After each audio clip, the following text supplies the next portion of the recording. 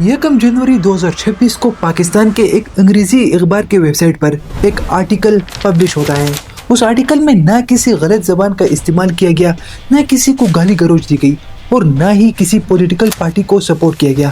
Article के शुरू में उन्वान में सिर्फ 3 अल्फाज थे, इट इज ओवर, और इन्हीं 3 अल्फाजों ने पाकिस्तान के सिस्टम के सामने आईना रख दिया। इन 3 अल्फाजों की वजह से आर्टिकल पब्लिश होने के चंद ही घंटों बाद एक्सप्रेस ट्रिब्यून के वेबसाइट से इसे हटा दिया गया। आर्टिकल को हटाने के बाद सरकारी तौर पर कोई भी वजाहत या कोई भी बयान सामने नहीं आया और यहीं से असली कहानी शुरू होती है।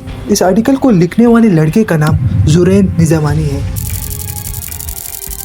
इस आर्टिकल के पब्लिश होते ही पाकिस्तान के बहुत से मीडिया के स्पोकन पर्सन, इन्फ्लुएंसर या बहुत से जर्नलिस्ट ने जुरैन के इस आर्टिकल को एक पॉलिटिकल प्रोपेगेंडे में बदल दिया। आर्टिकल पब्लिश होने के बाद जुरैन ने ये स्टेटमेंट दिया कि मैं किसी भी पॉलिटिकल पार्टी को सपोर्ट नहीं करता। जिन पॉलिटिकल लोगों ने या जिन सहाफियों ने जुरैन के आर्टिकल की लाइनें उठाई और उसे अपने मकसद के लिए इस्तेमाल किए, इन लोगों ने इसके अल्फाज को अपना सियासी बयानिया बनाया। मैं इन सब चीज़ों को गलत करार देता हूँ। पहले ये समझ ले कि जुरैन ना किसी सियासी शख्स का बेटा है, ना तो कोई सहाफ़ी है और ना ही किसी सियासी पार्टी के लिए काम करता है। जुरैन पाकिस्तानी लड़का है और अमेरिका में कानून और तहकीकात के शोबे में क्रिमिनोलॉजी यानी जुर्म शनासी में PhD कर रहा है। जुरैन ने अपने स्टेटमेंट में ये कहा कि इसके आर्टिकल का मकसद हरगिज किसी की हुकूमत गिराना नहीं था और ना ही किसी एक सियासी पार्टी के लिए काम करना था, जिस तरह अब सोशल मीडिया पर इसके आर्टिकल का गलत इस्तेमाल किया जा रहा है। जुरैन अपने आर्टिकल में सिर्फ जनरेशन Z को टारगेट करना चाहता था और इसी जनरेशन की आवाज़ बनना चाहता था। जुरैन के आर्टिकल में सबसे पहली बात ये लिखी हुई थी कि पाकिस्तान में रियासत और नौजवान नस्ल के दरमियान जो ताल्लुक हुआ करता था वो टूट चुका है।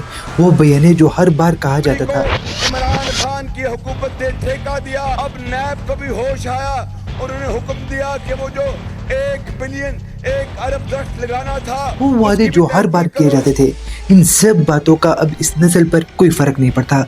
ये नस्ल सिर्फ सवाल करती है और जवाब मांगती है, मगर इनके जवाब किसी के पास भी नहीं होते। जुरैन ने लिखा कि पाकिस्तान की रियासत इस नस्ल को कौम का दुश्मन समझती है, मगर रियासत ये नहीं देख रही कि इस नस्ल के साथ नाइंसाफी की जा रही है। रोजगार, तालीम और एक महफूज मुस्तकबिल इन्हें नहीं दिया जा रहा है। जब ये सारी चीज़ें इस नस्ल को नहीं मिल रही तो तब भी इस नस्ल ने नारे नहीं लगाए, एहतजाज नहीं रिकॉर्ड किए, बल्कि खुद को इस रियासत से दूर कर दिया। इस आर्टिकल में सबसे मज़े की बात ये थी जहाँ पर जुरैन ने ये लिखा था कि पाकिस्तान का नौजवान ना तो सड़कों पर आ रहा है, ना ये नस्ल नारे लगा रहा है और ना ही किसी इनकलाब की बातें कर रहा है, जैसे इससे पहले बांग्लादेश और श्रीलंका में हुआ था। बस ये नस्ल खामोशी से मुल्क छोड़ रहा है, वीज़ा, फाइलें, गैर मुल्की यूनिवर्सिटियाँ या फिर बैरून मुल्क रोजगार के लिए। जब ये आर्टिकल पब्लिक हुआ तो इसमें कोई भी गैर कानूनी बात या किसी के लिए नफरत नहीं था, मगर इन सब के बाद भी आर्टिकल के पब्लिक होने के चंद ही घंटों बाद इसे वेबसाइट से हटा दिया जाता है और इसी एक गलती की वजह से इस आर्टिकल ने और जोर पकड़ लिया। जैसे ही इस आर्टिकल को हटाया गया तो लोगों ने इसके स्क्रीनशॉट्स लिए सोशल मीडिया पर पूरे तहरीरें फैलने लगी। ट्विटर, फेसबुक, व्हाट्सएप सारे प्लेटफॉर्म पर लोगों ने इस एक आर्टिकल को मसला बना दिया। पहले जो बात दबाई जा रही थी वो पहले से ज्यादा जोर पकड़ने लगी और यही से एक आम आर्टिकल से लोग पॉलिटिकल एजेंडा बना लेते हैं। यहाँ पर अब सवाल ये नहीं बनता कि जुरैन ने ठीक किया या गलत, हालांकि जुरैन ने खुद कहा कि मैं किसी भी सियासी पार्टी को सपोर्ट नहीं करता और जो आर्टिकल वेबसाइट से हटाया गया वो भी जुरैन ने कहा कि मुझे नहीं मालूम क्यों हटाया गया, शायद मुझसे अखबार की कोई पॉलिसी या गाइडलाइन की खिलाफ वर्जी हुई हो, जिस पर जुरैन ने अखबार के एडिटोरियल से माफ़ी भी मांगी। यहाँ पर सवाल ये बनता है कि पाकिस्तान में अब भी इस तरह की तहरीरों को अहमियत दी जाती है जो सिर्फ और सिर्फ हकीकत की बेस पर हो, क्योंकि जहाँ तक पाकिस्तान में रहते हुए हमें मालूम है कि यहाँ पर सच बोलना बहुत ज़्यादा महंगा पड़ता है। हर गुजरते दिन किसी न किसी मीडिया के स्पोकन पर्सन, कोई ना कोई साथी गिरफ्तार होता रहता है, ना कोई यहाँ पर अपनी बात रख सकता है और ना ही कोई बात कर सकता है। ये मुझे अंदर बंद कर दें, ये मुझे जान से मार दें, ये कुछ भी कर दें, जो साथी फायर हैं उन सबसे मेरी गुजारिश है आवाज उठाएं, बात करें और अपना काम करते रहें। और पीछे बचता है एक ही ऑप्शन, वो है मुल्क छोड़कर जाना।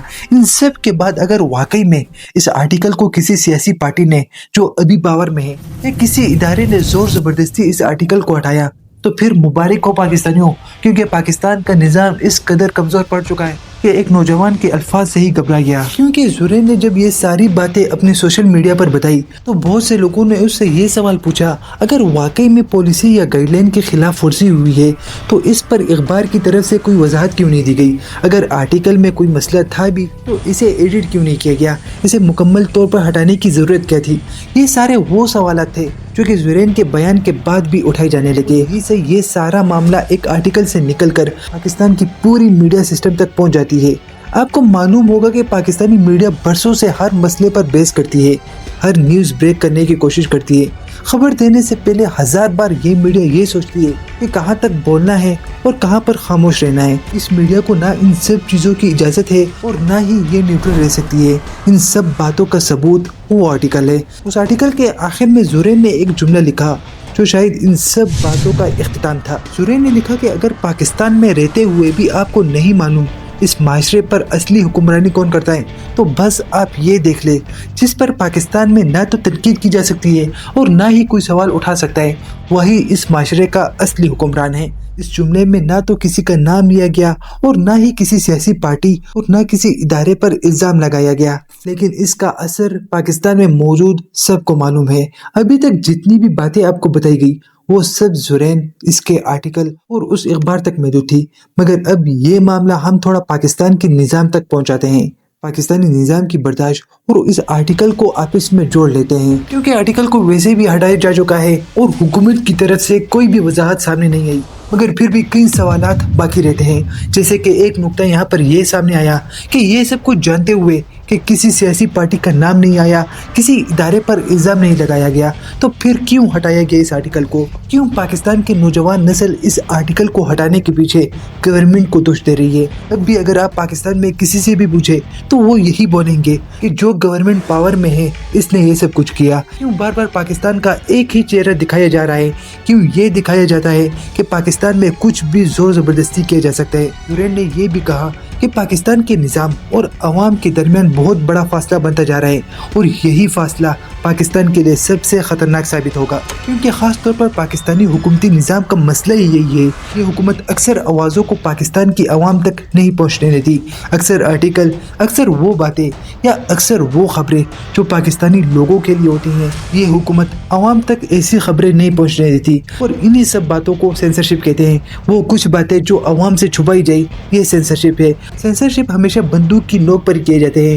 یہ کہانی یہاں پر ختم نہیں ہوتی، کیونکہ ایسی تحریریں وقتی طور پر ہی ہٹائی جا سکتی ہے، لیکن اس تحریروں سے جنم لینے والے سوالات اور خیالات کبھی بھی ختم نہیں کیے جا سکتے، اور شاید یہی وجہ ہے کہ اٹ از اوور کا اصلی مطلب ایک نئی شروعات ہے، ایک ایسی شروعات جس کی سوچ نہ پاکستان کی گورنمنٹ اور نہ ہی کوئی ادارہ کر سکتا ہے۔